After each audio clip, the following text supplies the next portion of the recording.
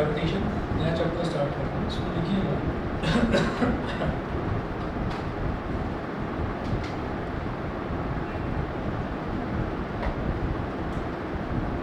The earth attracts or pulls all the objects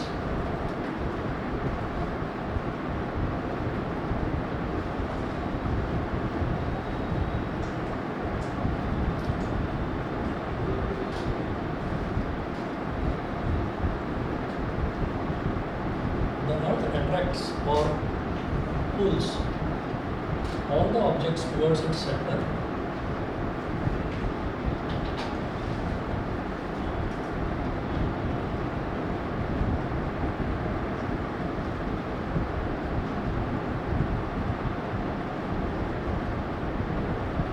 Towards its center. Full stop. The force with which the earth pulls the objects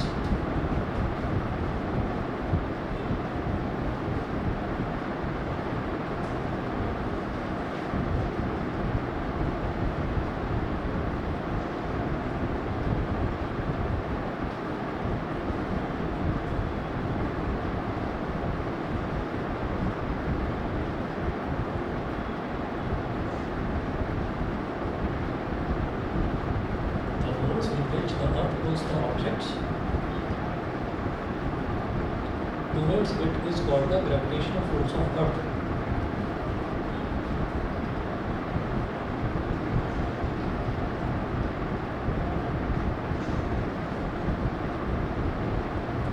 Towards it is called the gravitational force of earth or gravity.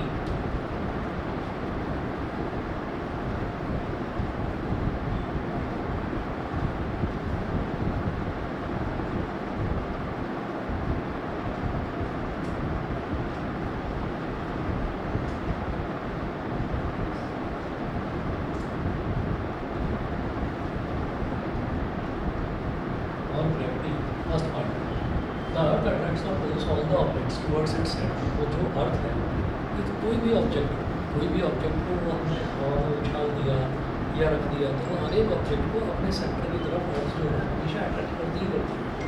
The force with which earth pulls the objects towards it is called the gravitational force of earth or gravity.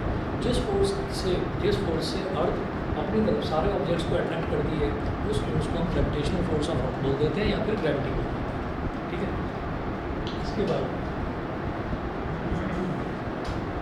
इसके बाद next point note करेंगे. The gravitational force of earth is responsible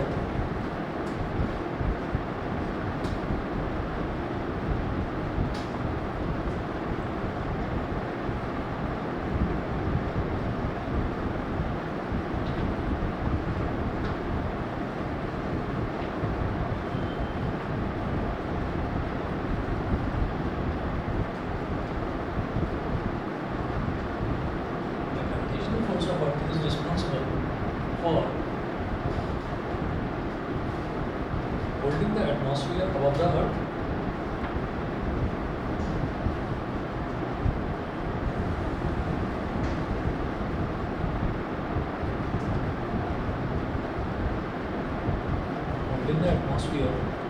above the earth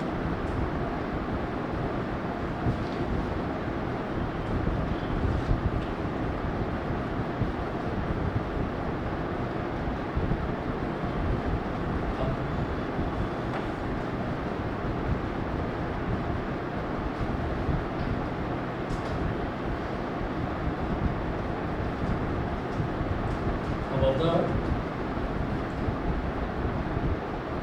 for the rain falling to the earth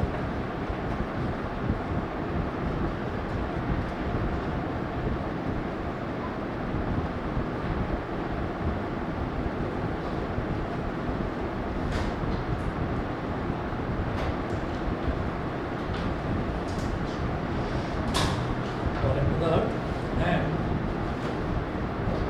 rain falling to the earth and for the flow of water in the rivers.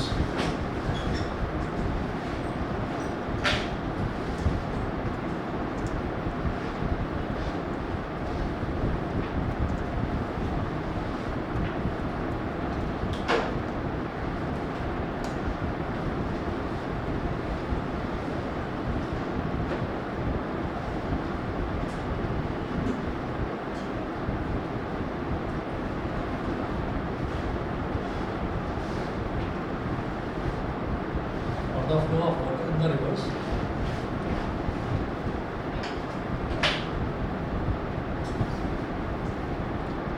It is also the gravity of Earth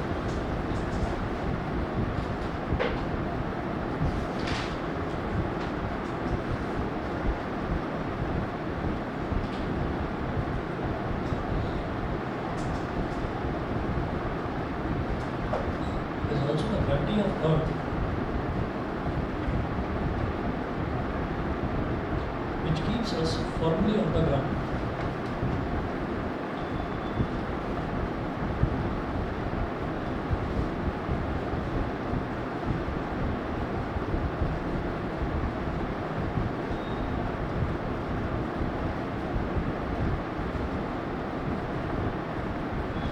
Which keeps us firmly on the ground. तो इसमें देखिएगा कि gravity जो है, gravity ही इन सभी चीज़ों के लिए रिस्पॉन्सिबल है. तो gravitational force of earth is responsible for holding the atmosphere above the earth. Holding the atmosphere above the earth, इसका मतलब क्या है? एटमॉस्फेयर में क्या है? एटमॉस्फेयर में सारी की सारी गैसेज हैं, जैसे carbon dioxide, oxygen, nitrogen, hydrogen, ये जितनी भी गैसेज हैं, ये सारी की सारी गैसेज एटमॉस्फेयर में अवेलेबल है. तो ये सारी की सारी गैसेज ये खींची हुई रहती हैं अर्थ की तरफ. ये अर्थ से उड़कर कहीं दूर क्यों नहीं चली जाती? भाई गैसेज हैं तो गैसेज तो बड़ी लाइट होती है, बड़ी हल्की होती है, तो ये कहीं दूर क्यों नहीं चली जाती? स्पेस में कहीं दूर चली जाए, ये यहीं पर क्यों रहती है? क्योंकि जो अर्थ है, अर्थ के अंदर एक प्रॉपर्टी होती है अर्थ की कि वो किसी भी चीज़ को अपनी तरफ अट्रैक्ट करके रखती है. ठीक है ना? तो ये कहलाता है ग्रेविटेशनल फोर्स ऑफ अर्थ. तो उसी की वजह से, ग्रेविटेशनल फोर्स ऑफ अर्थ की वजह से ही जो एटमॉस्फेयर है, वो एटमॉस्फेयर थोड़ा नज़दीक रहता है, एटमॉस्फेयर बना रहता है अर्थ के ऊपर. दूसरा, for the rain falling to the earth. तो rain falling to the earth, अगर बादल में से पानी निकला तो पानी निकलने के बाद अर्थ पर ही आकर क्यों गिरता है? वो वहीं कहीं फैल जाए, वहीं कहीं फैल जाए. वो क्यों गिरता है? क्योंकि अर्थ जो है उस वाटर को अपनी तरफ अट्रैक्ट करती है, और वाटर को अट्रैक्ट करती है. इस वजह से वो पानी धीरे धीरे धीरे धीरे जमीन पर गिरता रहता है. तो रेन भी उसी वजह से. River for the flow of water in the reverse. तो रिवर जो है, रिवर के अंदर जो फ्लो ऑफ वाटर है वो क्यों होता रहता है? रिवर के अंदर फ्लो ऑफ वाटर इस वजह से होता है कि रिवर कहीं पर ऐसी जगह पर है जो थोड़ी सी ऊंचाई पर है ना, माउंटेनियस रीजन है, वहाँ पर कहीं पर रिवर है. तो रिवर वहाँ पर फ्लो होती है. फ्लो करके वो रिवर जाएगी कहाँ? वो थोड़ा नीचे की तरफ जाएगी, यानी कि ग्रेविटी उसको नीचे खींच रही है तो उस तरफ जाएगी. और अल्टीमेटली सबसे नीचे जो लेवल होता है पूरे अर्थ पर, सबसे नीचे जो लेवल है वो समुद्र का होता है. तो रिवर्स जितनी भी वो सारी की सारी जाकर मिलती कहाँ पर है? वो समुद्र में मिलती है. ठीक है, सी में सारी की सारी जाकर मिलती है, क्योंकि सी से नीचे तो फिर सी बेड ही होता है. ठीक है, तो उसमें भी हम ये कहें कि जो रिवर है, रिवर का जो पानी है वो लगातार फ्लो हो रहा है. तो वो जो फ्लो हो रहा है वो उड़ने क्यों नहीं लगता पानी? रिवर में से ऊपर को जाने लगे, हवा में से जाना शुरू कर दे और फिर जाकर समुद्र में मिल जाए? नहीं, वो एक रास्ते पर ही क्यों फ्लो होते होते होते होते जाता रहता है. रिवर का एक ही रास्ता क्यों होता है? तो ये है रीज़न उसका, ये है कि क्योंकि अर्थ जो है, अर्थ उसको अट्रैक्ट करके रखती है पानी को. नहीं तो पानी वहाँ से उड़ने लगे, पानी लाइटर फील करने लगे, हवा में जाने लगे. तो ये रीज़न है flow of water in the reverse. उसके बाद it is also the gravity of earth which keeps us firmly on the ground. है ना? तो हम फर्मली ग्राउंड पर रहते हैं. क्यों? क्योंकि ग्रेविटी हमें हमेशा खींच कर रखती है. अगर ग्रेविटी ना हो, पता चला कि ये पैर रख दिया तो फिर कोई दूसरा आपका दोस्त आ रहा है कि भाई इसको नीचे कर दूँ दबा कर, तो ये अपने आप नीचे क्यों होता है? ये अपने आप नीचे इस वजह से होता है, उसका रीज़न ही ये है कि भाई ग्रेविटी हमको हमेशा खींचने की कोशिश करती है. तो ग्रेविटी ना हो तो हम उनसे खड़े भी नहीं हो सकते. ठीक है, थोड़ा बहुत पैर मारेंगे, हवा में खड़े हो जाएंगे, वहाँ लटक जाएंगे ऊपर. ठीक है, दीवार के पास. तो ऐसा होता है अगर ग्रेविटी ना हो तो. ठीक है, और स्पेस शिप्स के आपने कुछ वीडियोज़ देखे होंगे, स्पेस शिप्स के वीडियोज़ में ऐसा देखा भी होगा कि जो एस्ट्रोनॉट है उसने वो अपना पूरा गियर वगैरह पहन रखा है और एक जगह से दूसरी जगह तक वो एटमॉस्फेयर में ही फ्लोट करता हुआ जा रहा है. ठीक है ना?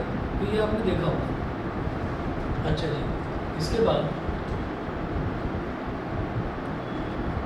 नेक्स्ट आप लिखेंगे, हेडिंग डालेंगे, every object in the universe attracts every other object.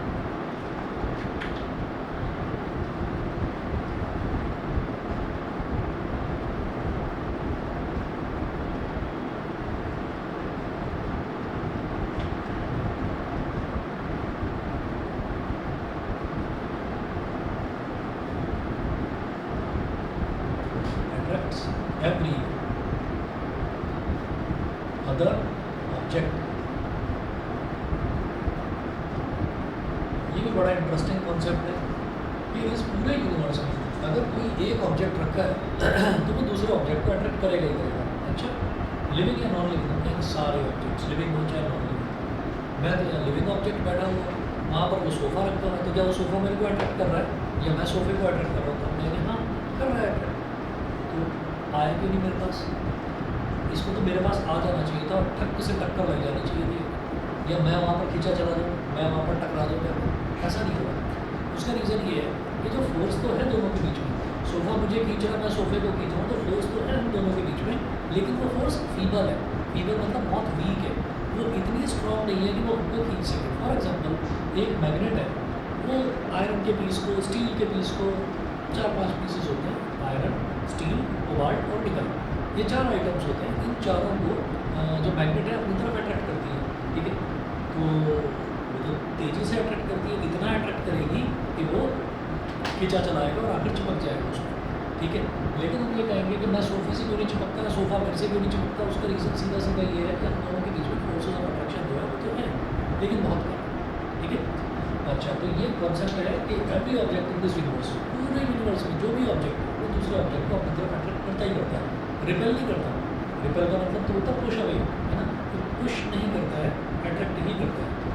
Note करें इसमें, according to Newton every object in this universe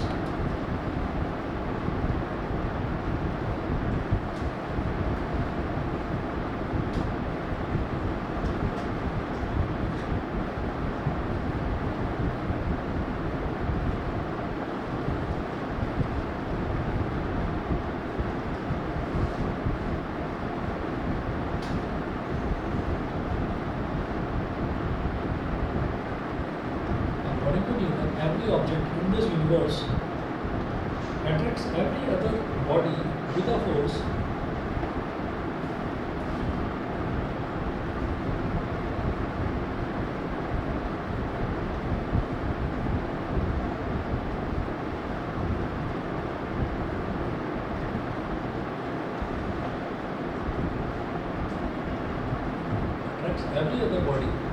with a force which is directly proportional to the product of their masses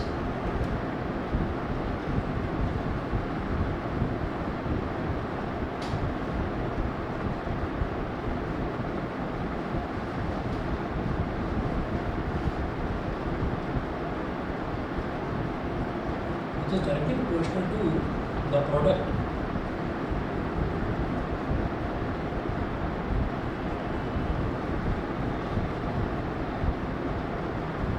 of their masses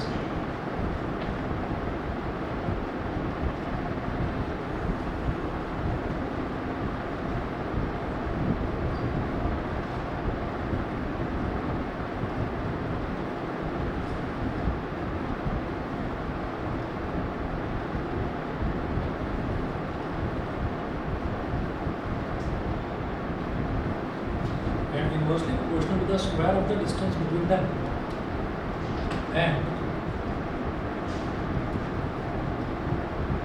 inversely proportional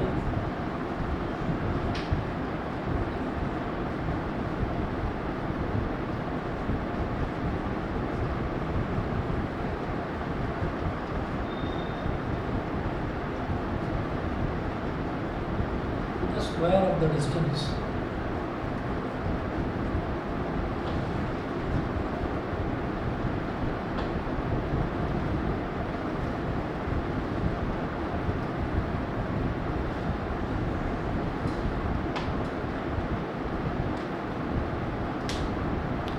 inversely proportional to the square of the distance between them.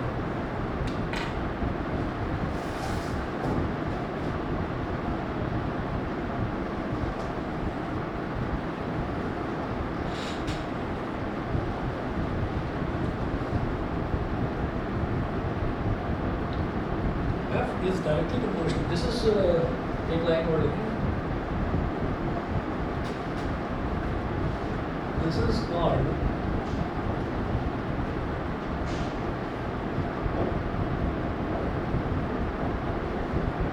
universal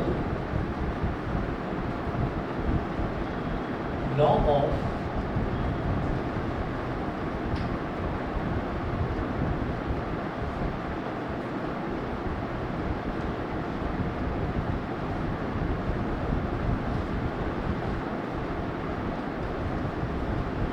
this is called universal law of gravitation.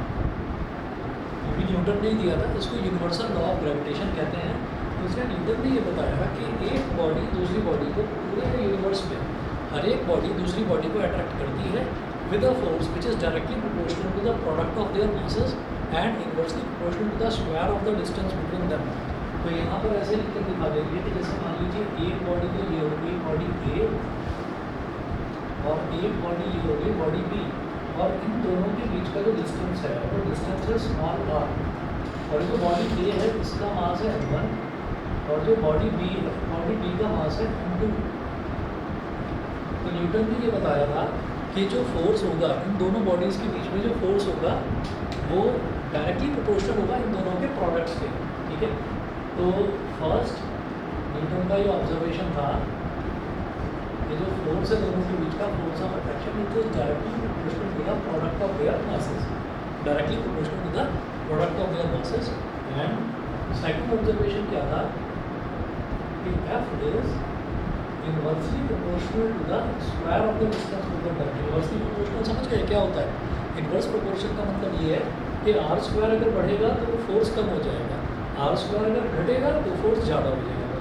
m1 into m2 यानी कि दोनों जो bodies हैं उन दोनों bodies का जो मास है उन दोनों का जो प्रोडक्ट है वो अगर बढ़ेगा तो फोर्स ज़्यादा हो जाएगा, अगर वो घटेगा तो फोर्स कम हो जाएगा। इसीलिए हम ये कहते हैं कि जो बड़े बड़े ऑब्जेक्ट्स हैं, बड़े बड़े ऑब्जेक्ट्स जैसे मान लीजिए हमने ये कहा कि अर्थ है बहुत बड़ा, एक प्लैनेट है पूरे का पूरा। ठीक है, ऐसे हमने कहा कि कोई दूसरा प्लैनेट है मार्स ले लिया, तो अर्थ और मार्स के बीच का जो डिस्टेंस है वो फिक्स रहता है, चेंज नहीं होता। ठीक है, तो हम ये कहेंगे कि उनके बीच का जो डिस्टेंस है वो फिक्स है, बना हुआ है। इसका मतलब क्या हुआ? इसका मतलब ये हुआ कि अर्थ कंटिन्यूसली मार्स को अपनी तरफ अट्रैक्ट कर रहा है, बदले में मार्स जो है वो भी अर्थ को कंटिन्यूसली अपनी तरफ अट्रैक्ट कर रहा है। तो दोनों के बीच में फोर्स ऑफ अट्रैक्शन बना हुआ है। अगर फोर्स ऑफ अट्रैक्शन कमज़ोर हो गया तो फिर अर्थ कहीं और चला जाएगा और मार्स कहीं और चला जाएगा। ठीक है ना, तो ये जो यूनिवर्सल लॉ ऑफ ग्रेविटेशन है जिसमें एक बॉडी दूसरी बॉडी को अट्रैक्ट करती है। तो आप ये देखिए कि अर्थ का मास बहुत ज़्यादा है। कितना मास होता है अर्थ का मालूम है? 6 × 10⁻24 किलोग्राम ये अर्थ का मास है। तो ये अर्थ का मास हो गया 10⁻24 किलोग्राम है। सोच लीजिए कितना ज़्यादा है, करोड़ों का भी करोड़ों, बहुत ज़्यादा मास है। तो आप ये देखिए कि ये अर्थ का मास हो गया, ऐसे ही मार्स जो है उसका भी कुछ ना कुछ मास होगा। तो दोनों के मासेस इतने ज़्यादा हैं, अब उनको मल्टीप्लाई कर दिया तो मल्टीप्लाई करके एक और बड़ी क्वांटिटी आ जाएगी। तो जब बड़ी बड़ी ऑब्जेक्ट्स हैं जिनका बड़ा बड़ा मास है तो उनके बीच में फोर्स ऑफ अट्रैक्शन भी बहुत ज़्यादा होगा। हल्के फुल्के मासेस हैं तो उनके बीच में फोर्स ऑफ अट्रैक्शन भी कम होगा। तो फोर्स ऑफ अट्रैक्शन दोनों बॉडीज़ के मासेस के मल्टीप्लिकेशन के प्रोपोर्शनल होता है, डायरेक्टली प्रोपोर्शनल, और उनके स्क्वायर का जो डिस्टेंस है, उनका जो स्क्वायर है दोनों के बीच का जो डिस्टेंस है उसका स्क्वायर भी इनवर्सली प्रोपोर्शनल होता है। अब इन दोनों फैक्टर्स को अगर कंबाइन कर दें, इसको बोल दिया इक्वेशन नंबर 1 और इसको बोल दिया equation number 2।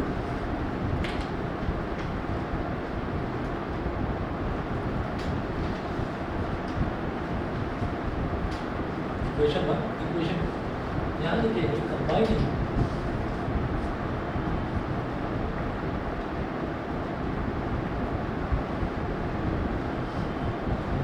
Equation 1 and 2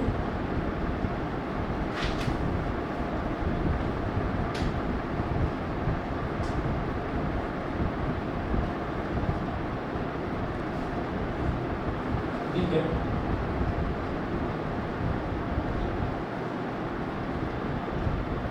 F is directly proportional to m1 m2 upon r square. F is directly proportional to m1 m2 upon r square. ठीक है, और जब कभी ये प्रोपोर्शनलिटी साइन आता है ना, इसको हटाकर हम इक्वालिटी साइन अगर लगाएं तो एक कांस्टेंट जरूर वहाँ पर मल्टीप्लाई हो जाता है, g m1 m2 upon r square। F is equal to g m1 m2 upon r square। तो यहाँ लिखेंगे where capital G is a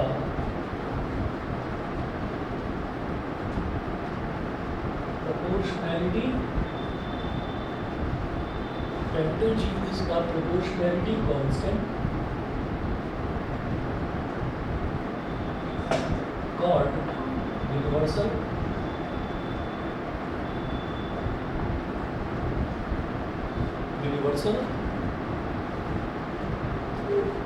gravitational constant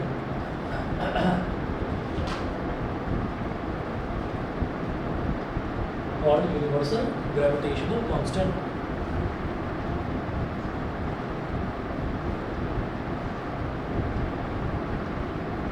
Its value is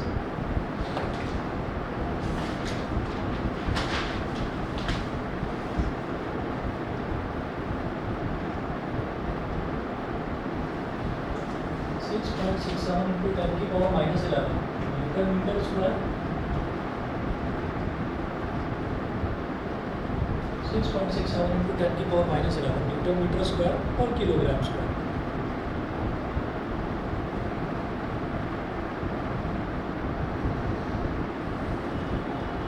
एक क्वेश्चन लिखेंगे.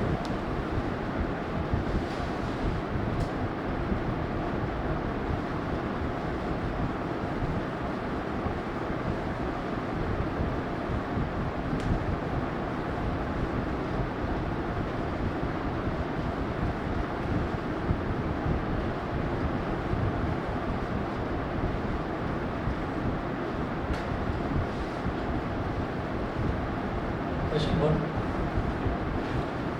लिखिएगा. Calculate the force of gravitation due to earth.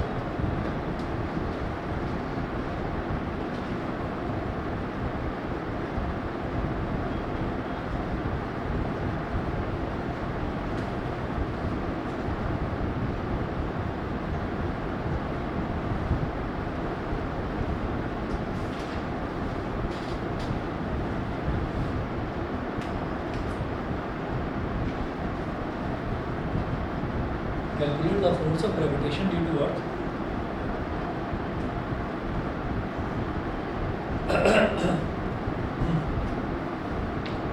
On a ball of 1 kilogram mass,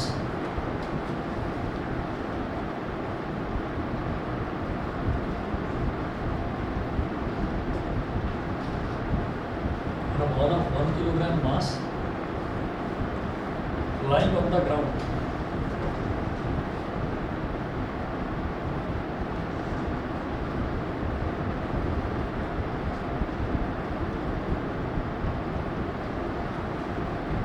lying on the ground, full stop. Bracket में दो चार values हमको दे रखी हैं. एक है mass of earth,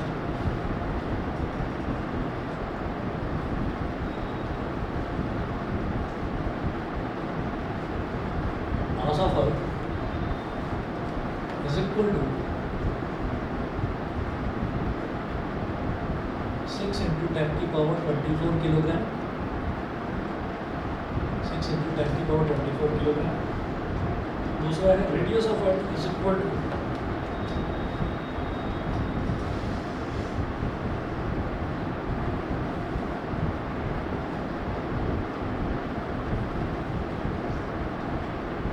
is equal to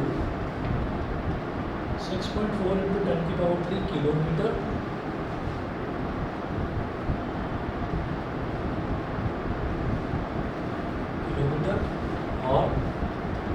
और जी की वैल्यू दे रखी है. ऐसे तो हमें जी की वैल्यू याद कर लेनी है.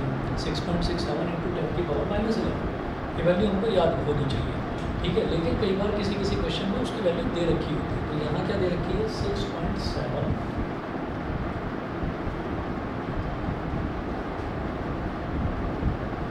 into 10 की पावर -11 न्यूटन मीटर स्क्वायर